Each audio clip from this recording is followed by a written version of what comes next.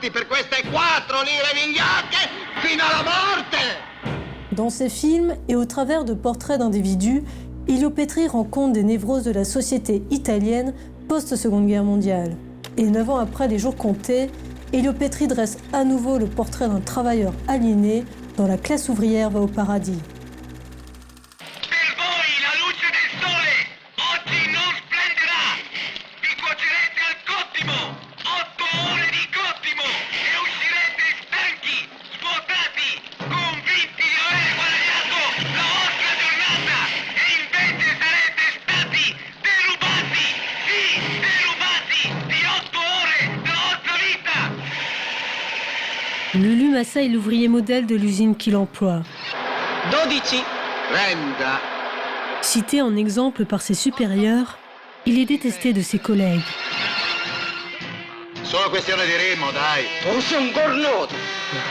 Mais un jour, Lulu se coupe un doigt au travail. No, ma quale dito? Fammi vedere. No, che non vedete. Basta, ma andate a lavorare! Par solidarité, les autres ouvriers de l'usine se mettent en grève. Une prise de conscience émerge chez Lulu. Perché qui non siamo trattati come i bambini che vanno all'asilo infantile? No, adesso facciamo la sera. Lulu s'investit alors tout entier dans la lutte. Scioperate! Scioperate, operai, compagni! Facciamo il sciopero! Fils d'artisan qui fut ouvrier métallurgiste un temps, Elio Petri découvre à l'âge de 15 ans, en 1944, les écrits de Karl Marx. L'année suivante, il adhère au Parti communiste. 30. Paura fa 90. Inspiré par les idées de Marx, Elio Petri fait du personnage de Lulu une incarnation de l'aliénation, au sens marxiste du terme. Senti Lulu, te non muori mica nel tuo letto, sai? Te muori qua, sulla macchina. Un homme qui ne dispose d'aucun loisir, dont la vie tout entière, en dehors des simples interruptions purement physiques pour le sommeil, les repas, etc., est accaparée par son travail pour le capitaliste et moins qu'une bête de somme. C'est une simple machine à produire de la richesse pour autrui, écrasé physiquement et abruti intellectuellement. Et pourtant, toute l'histoire de l'industrie moderne montre que le capital, si on n'y met pas obstacle, travaille sans égard ni pitié à abaisser toute la classe ouvrière à ce niveau d'extrême dégradation. Massa, la vita di un uomo è lunga. Rotti! Pensa alla vecchiaia.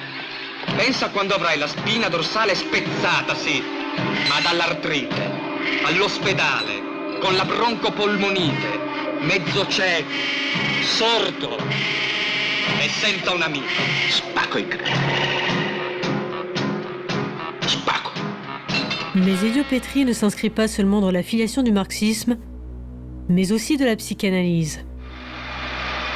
Au travers de la figure aliénée de Lulu, Elio Petri explore la subjectivité produite par le capitalisme. Il montre comment le travail ouvrier et le consumérisme structurent les individus, leurs valeurs, leur psyché et même leur sexualité. En effet, si Lulu ne parvient plus à faire l'amour avec sa femme, c'est justement parce qu'il voue sa vie à l'usine et met toute sa libido dans le travail. La sera niente. Al mattino, quando entro in fabbrica, me ne farai che 3.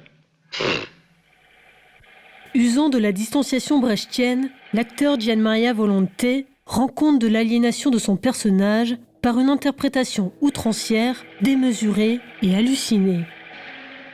Elio Petri renforce ce sentiment en filmant l'usine comme un espace claustrophobe, saturé de sons cacophoniques et de la musique à la fois mécanique et stridente d'Ennio Morricone. E non dimenticate che macchina più attenzione uguale produzione.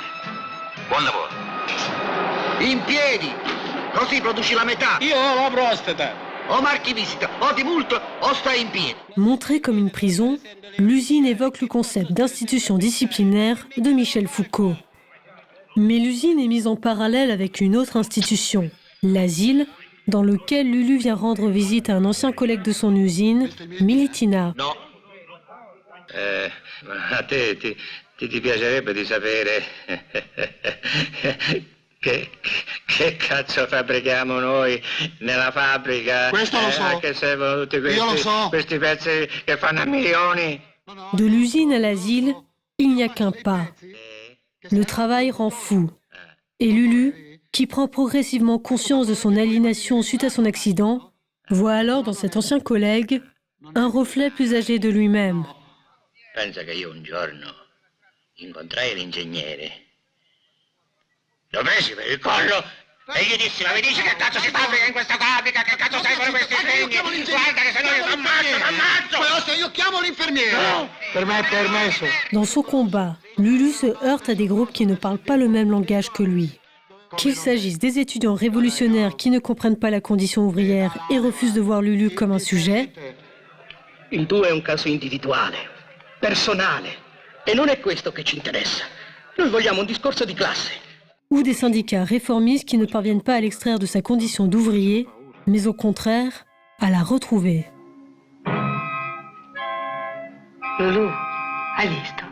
Te sei contenta, eh? Insomma, dans les yeux des volontés, il y a le sens d'une défaite, pas d'une victoire. Et c'est dans cette scène qu'on a la clé de son petit progrès. Maintenant, il est contre le travail. Compagni operai, abbiamo riportato la vittoria sui due obiettivi che ci eravamo proposti: la riassunzione di massa e la regolamentazione dei cottimi. Lulu reprend le chemin du travail. Il est réembauché, mais cette fin n'a rien d'heureux. Lulu a pris conscience de sa condition et va devoir vivre avec. Lavorate! Lei lavorate, schiavi, schiavoni! Pour ces raisons, et parce que la classe ouvrière va au paradis allier le cinéma politique au grotesque, le film a été rejeté à sa sortie par le Parti communiste, les groupes de gauche extra-parlementaires et les syndicats. Le réalisateur Jean-Marie Straub est allé jusqu'à déclarer qu'il fallait brûler le film, ce qui ne l'a néanmoins pas empêché de remporter en 1972 une palme d'or ex aequo avec un autre film politique italien, L'affaire Mattei, et ce sous la présidence du cinéaste Joseph Losey.